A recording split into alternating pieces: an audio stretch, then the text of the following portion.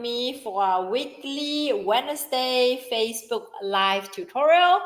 Once again, thank you so much for joining me for our weekly Facebook Live tutorial, which is streaming to LinkedIn, YouTube, and also Instagram, and of course, inside our private Facebook group.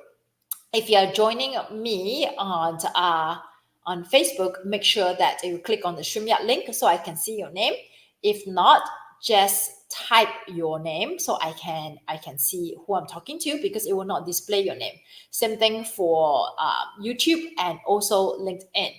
All right, now if you're joining me the very first time, my name is May Yo Silvers. I'm the owner of M2 Hospitality, a multiple six-figure profit event planning company. I'm also the owner, event mentor, and coach for Events for Anyone, where we provide a mentorship program called the Unstoppable Eventrepreneur to help event planners, designers, decorators to start and grow the event planning company into a multiple six-figure profit business.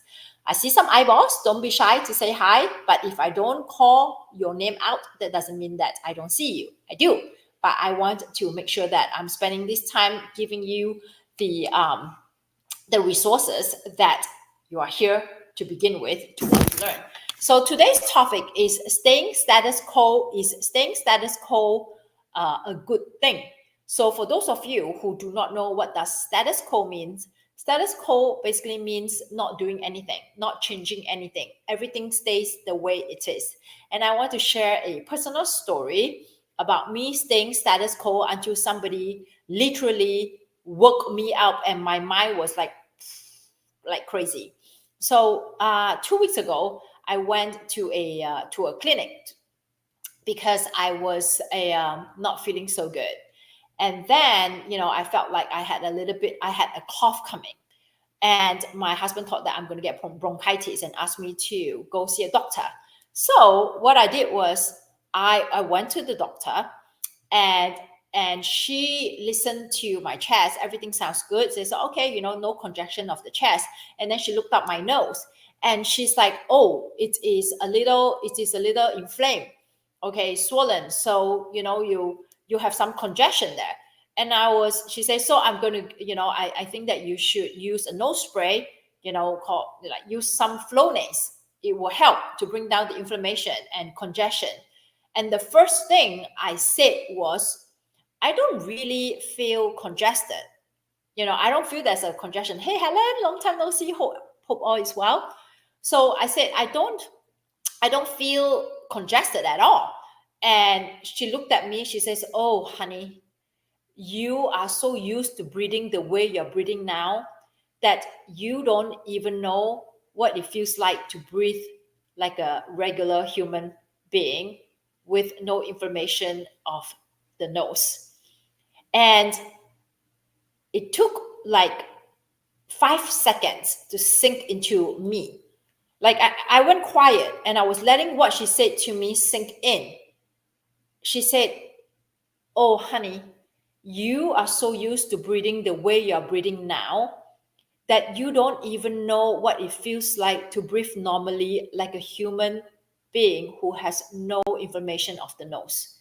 So basically, what she's trying to tell me is I have been having this issue for extended period of time, and I have learned to cope with it, and now it becomes my new normal. It's just like when we had COVID, right? When the pandemic was still rampant, we didn't used to wear masks, and then it became part of the new normal, right? So it just hit me that I was not breathing fully, and I actually accepted the fact that I wasn't breathing fully because I could still breathe. And immediately it made me realize maybe I should use the same philosophy to see if I'm doing that in every aspect of my life. Am I putting up with something because it is not hurting me that bad that I can tolerate it and deprive myself of what is true living? Okay.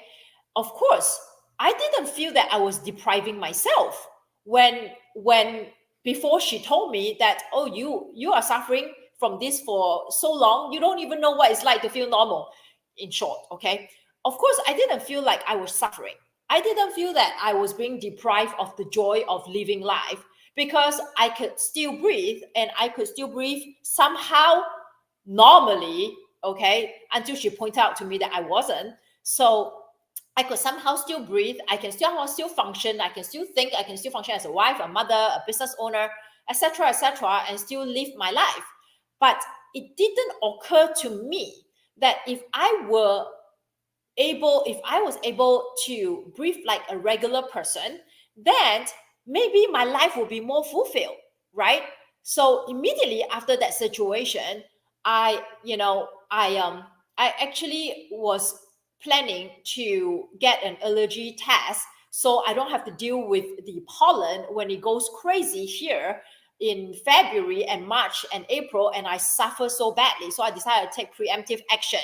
So now, yesterday, I'm happy to say that yesterday I went to get my first allergy shot immunization. So I am more prepared now for February, March, April, when the pollen count is super high. So let's go back to the business perspective. And I started asking myself, what part of my life and in business am I putting up with this nasal congestion a situation, until the doctor told me that I didn't know what it feels like to breathe like a real human being with no congestion. So I started thinking, in what parts of our life are we just tolerating, accepting, being mediocre because our current situation is not bad enough for us to want to do something.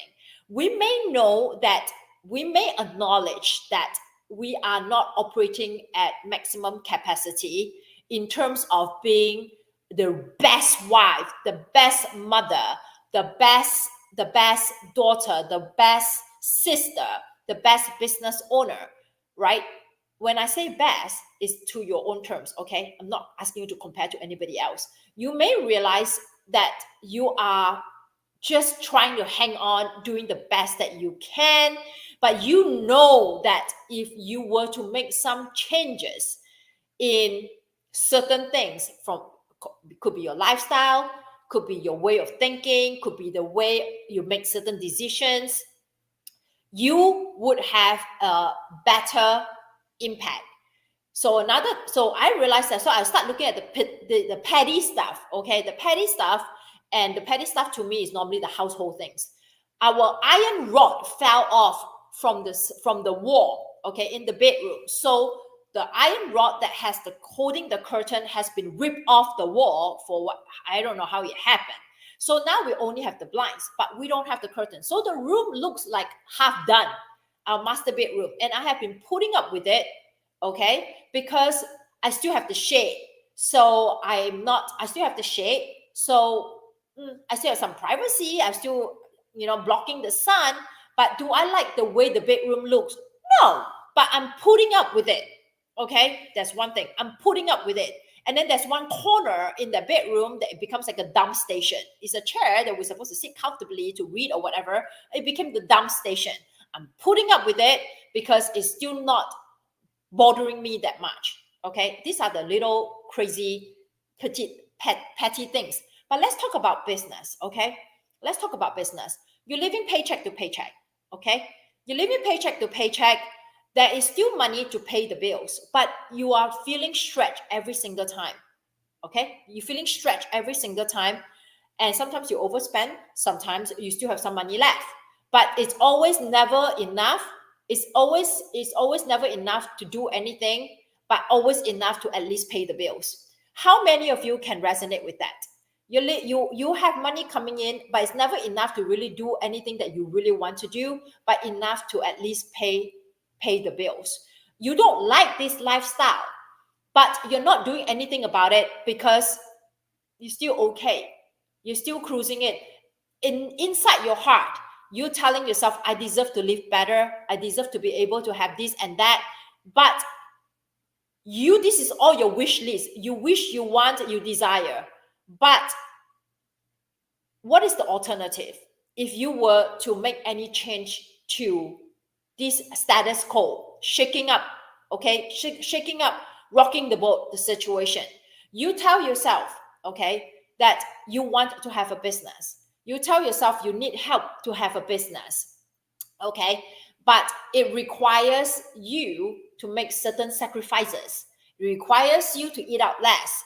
It requires you to travel less. It requires you to save more. It requires you to work on the business, and it also requires you to do XYZ, ABC, all the 26 other things in the alphabet letter. Okay? So the fact that when you're thinking about what you desire, what you really want, the pain that you're associating in making that switch is a lot more intolerable compared to your current situation. Therefore, you stay status quo. You know those situation, and I know someone here can relate with me if Helen is still here, is when you have a near-death experience, okay, and I don't wish for anyone to have that kind of experience. When you have a near-death experience, suddenly your whole perspective in life has changed. Suddenly you want to live your full life because suddenly you realize that you have not been living your life to the fullest. Okay, exactly.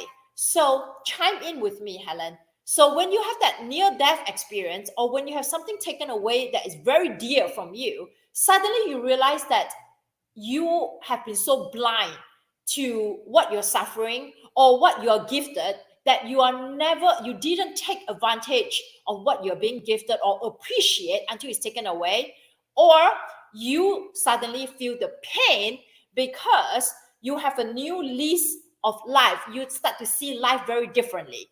So 99% of the population lives that way. Isn't that crazy? Including myself using my nasal spray episode. Okay, so immediately I started looking like in what aspect of my life am I not getting what I want? Why am I settling? Where am I telling myself it's no longer important or it's not that important for me to breathe normal? It's insane. Those of you who have children, okay, those of you who have children and who you are a role model to someone in your life, do you think you will tell your person who's looking up to you that to settle down and to not live your life to the fullest because you obviously are doing it? Okay, you're just not showing to the rest of the world. It's just I never tell my daughter that I'm not breathing fully. But when I hear her breathe through her mouth, immediately I correct her and I said that you shouldn't be breathing through your mouth. You should be breathing through your nose. If you don't feel that you can breathe normally through your nose, we need to take you to go see an ENT because she may not know what it's like not to breathe normally for whatever reason, right? And whatever I'm sharing with you, this is a true story because I pay close attention to Mia, and I bought a lot of stuff to put inside our house so that we can eliminate the allergens. So she really understands what it's like to breathe normally. But anyways, it's not about me today. I'm talking about you. So take a look at your life. Which part of you is settling? And why are you settling? A lot of times when people settle is because they find a temporary fix. Okay. One example in business, and I, thank God, have not gone that route. But I know many people who have in business. They know that they need certain things in their business. Could be a software, could be a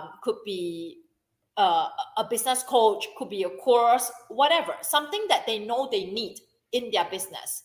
But they, instead of biting the bullet of paying a real McCoy or paying for what you really want, you have done your research, paying for what you really want because you know that's what you need, you decided that you are going to settle and you're going to make do. So what you do is you invest in other things, little 10 million little things that cost a lot less than the one big investment. And then you use these 10 little other things, million other little things that cost a lot less, and then you're still not getting the momentum that you want because ultimately what you bought is not exactly what you want. It is called settling. And I'm going to use another example, okay, which a lot of women who like luxury goods can resonate. If you have always wanted Chanel or Louis Vuitton, okay, you have always wanted that, but you know it costs $3,000, $5,000, and then you try to tell yourself, this is just a purse. Why do I really need a Chanel or Louis Vuitton? Because those are luxury goods. It may not be the most practical things. That's your story with money, okay? That's your relationship with money. That's your mother telling you in your head, whatever. Then you decide to buy a brand that is not as high end but still okay, like like Kate Spade, Tory Burch, Michael Kors, Coach, whatever. They are still very good purse. But every time you use that purse and you go outside and you see the person who's carrying the Chanel and the Louis Vuitton, you wish and you hope that you could have saved, okay, to get that Louis Vuitton. But you settle and you get the other brands that you love 50%, maybe 75%, but never the 100%. Why are we living life that we are not getting the 100% that we solely deserve? You do that every single time in your life. It's just like you order a food in a restaurant. It's not really that good. You ate a few mouths, but you refuse to return it or ask them to take it away and get you something better because you feel that it's okay, it's still edible, right? But you are not satiated because it's not exactly what you want. Why don't you speak up? And I have a girlfriend whose children are so embarrassed every time she return her food and say that this fries is not hot, this soup is not hot, this food is not hot, please bring back when it's nice and fresh. And their children are so embarrassed because they cannot believe their mother can't just put up with it. You paid for it, the server bring you the food and eat up. Why should we put up with it? Why should you put up with the mediocrity in your life?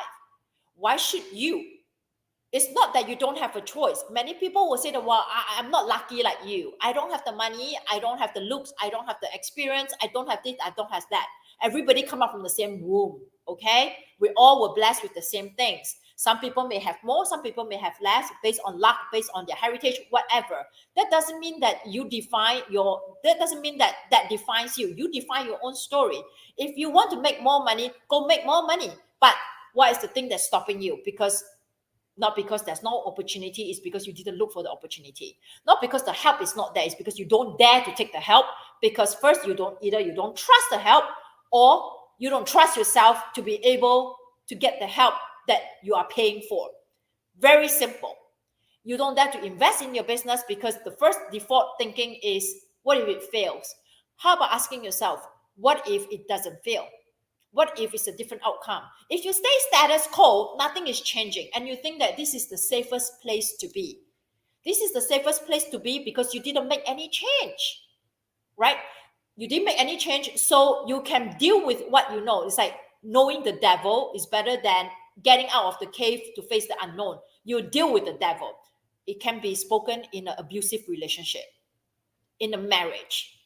I can tell you that because I went through that, okay? So I didn't know how lucky I am until I met my current husband.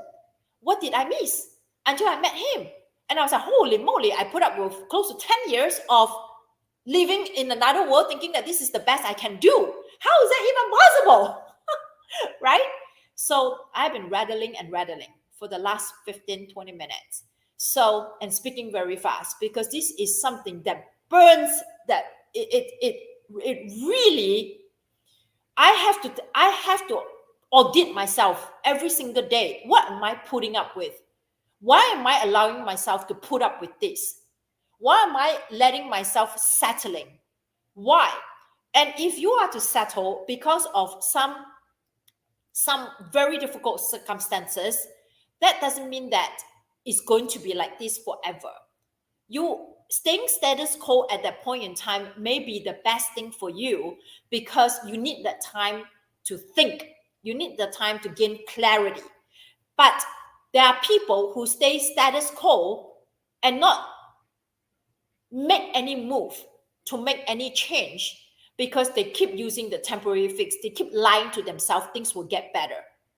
Things will not get better unless you make it better. And help is there. And it will only get better if you stop lying to yourself that you can fix it. And stop lying to yourself that you can do it. Because we all can get a little help somewhere.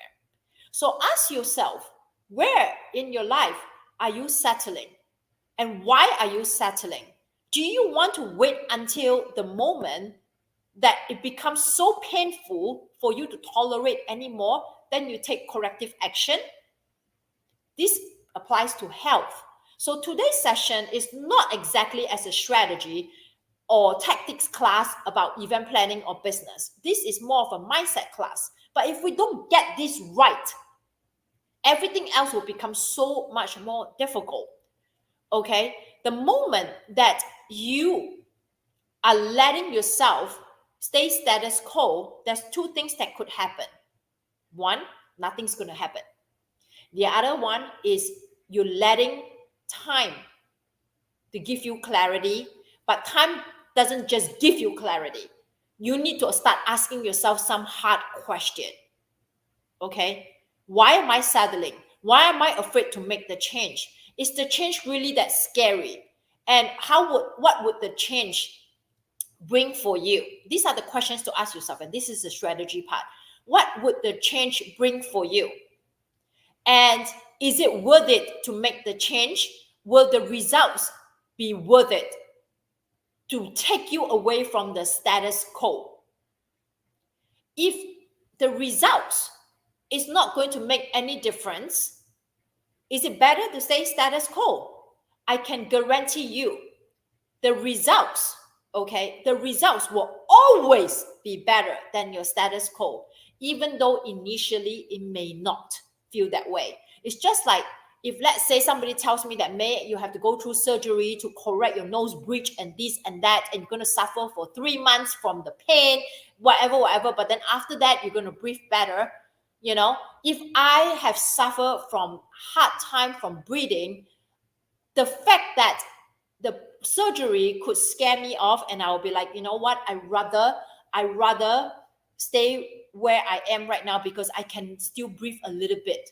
Whereas what if I have the surgery and I have to go through 3 months of pain and it's not guaranteed I can breathe better?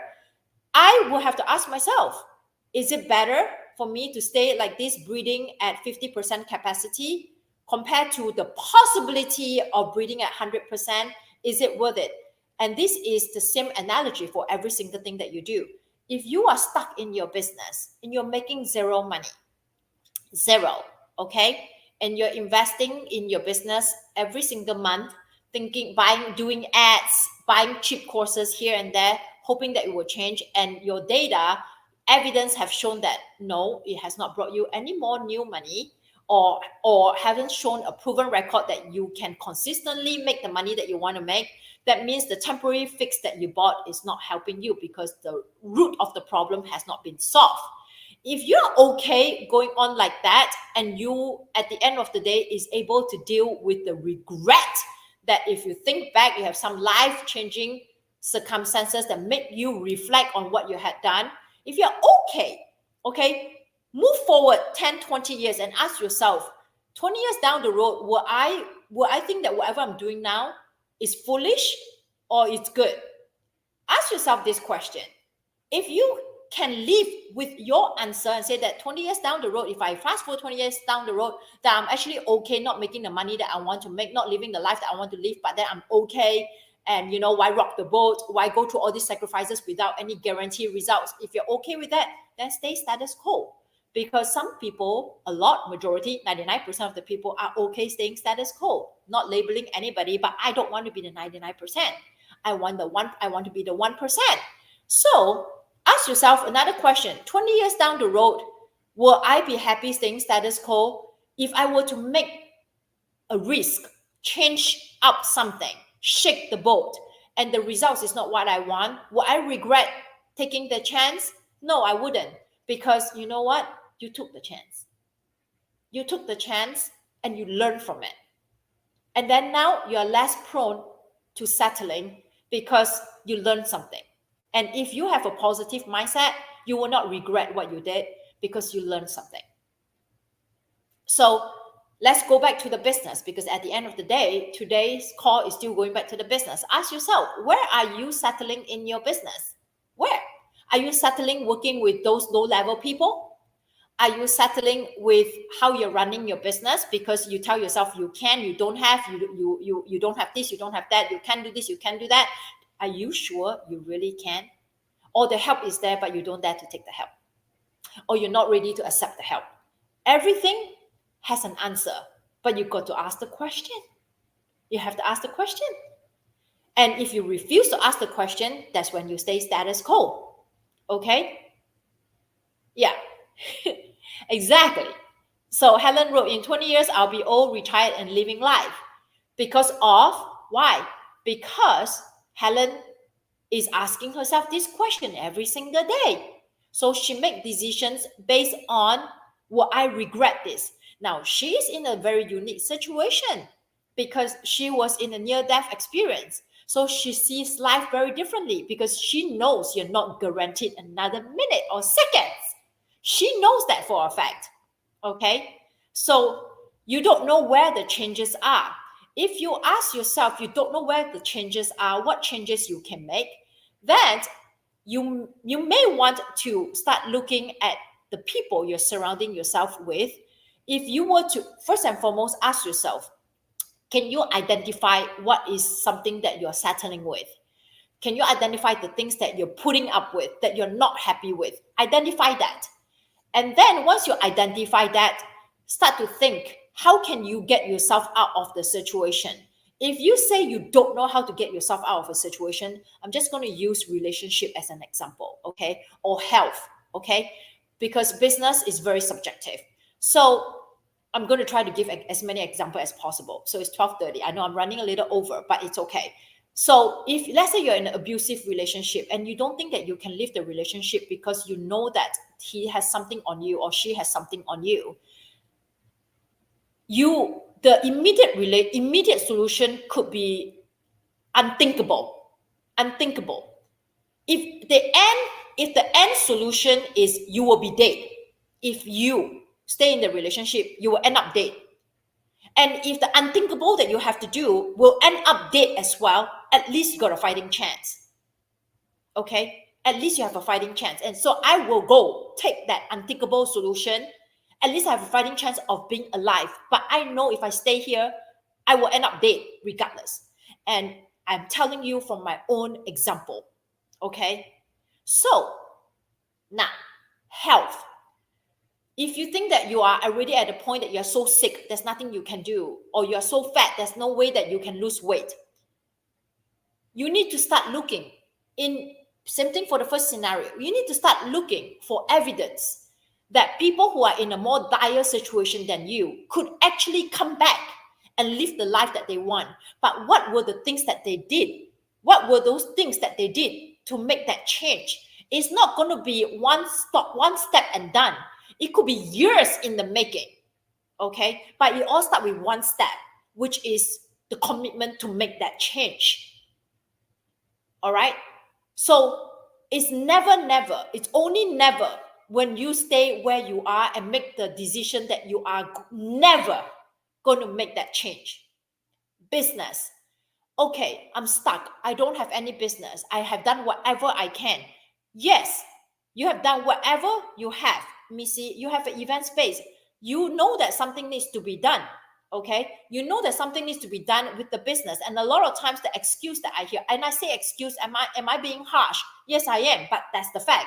The excuse that I get is I can't find good help, and I can't find someone to help me. I can't find good help, and I also don't have the money.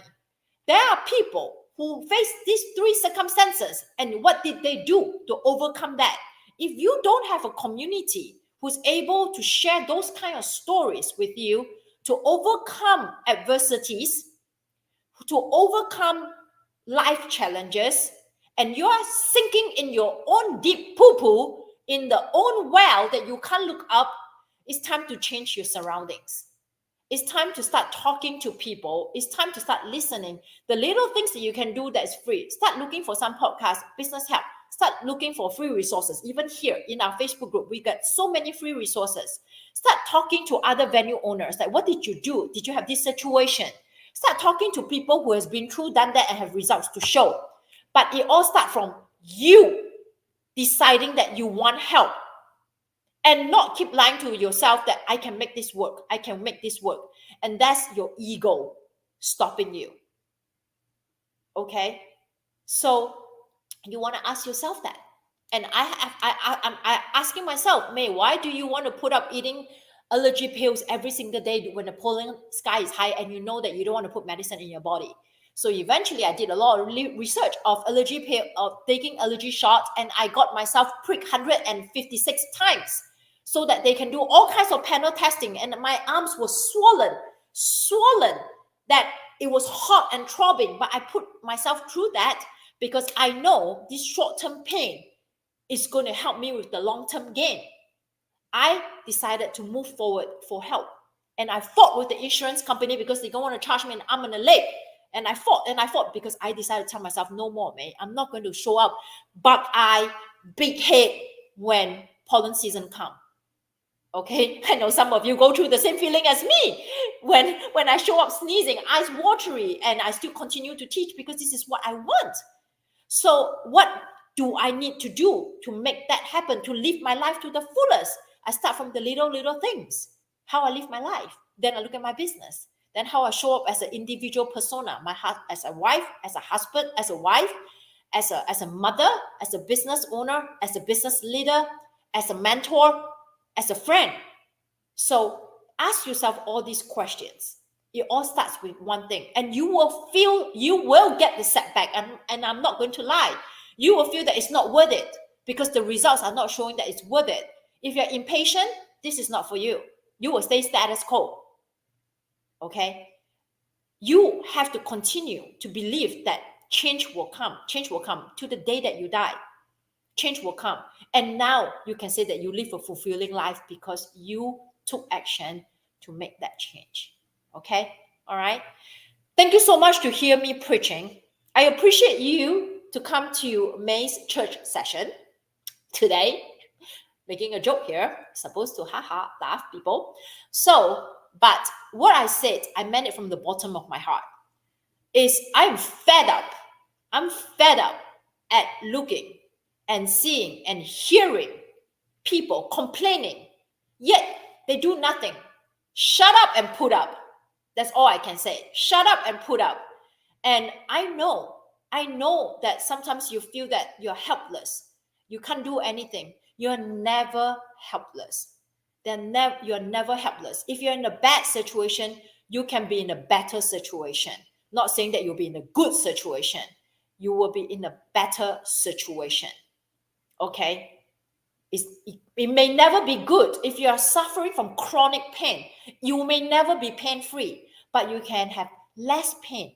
But it comes from the very first step to do the research and get the help that you need to suffer less pain. If you suck at business, you can be less sucky. You may not be the best. You'll be less sucky. If you're losing money, you may be losing less. So everything is a forward moving if you make the commitment to want to make that change. Okay? So saying status quo is boo-hoo-hoo, no good. Unless you take the status quo to gain clarity, which is exactly what I'm doing for one of my business. Is staying status quo right now for my coaching business, not making major changes because I need to gain some clarity on how do we continue to serve our people and the right type of people. So I'm taking my time, but I know that I'm not staying status quo because my brain is working. I'm not just accepting in every aspect of my life. I talk to my husband about how to become a better lover. Talk to my daughter how she can become a better daughter. That I'm not putting up with her leaving shit everywhere. So I do that every single day, and I urge you to do that every single day. We only have one life, and that one life is not guaranteed the next minute. Always remember that. Regret is the worst thing you can bring with you when you die. Okay? Thank you so much, everybody. Have a good rest of your Wednesday. Oh, good news.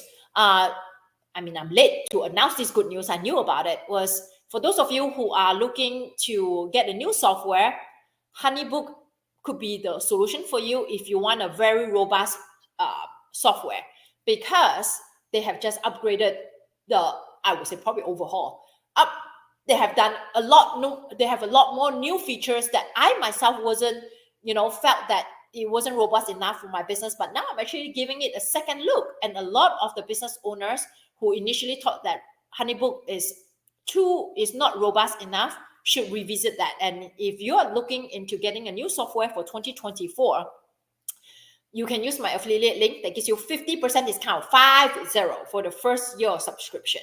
Okay. And if you're already a HoneyBook user and you want to look somewhere else because you don't feel that it's robust enough, I will ask you to revisit and check out the new features, because I sincerely think that it's probably one of the more robust all-in-one platform that you can use for your business. So thank you so much, everybody. Have a good rest of the week. And I will put in my affiliate link in the chat inside my Facebook group. If you're not inside my Facebook group, you are watching this on YouTube and LinkedIn or Instagram, just send me a DM, and then I will share that link as well. Have a good rest of your Wednesday. I hope that you have gained some insight from today's session. Once again, I appreciate you hearing me preach, but I need to get it out of my system. All right. Thank you so much, everybody. Have a good rest of the week.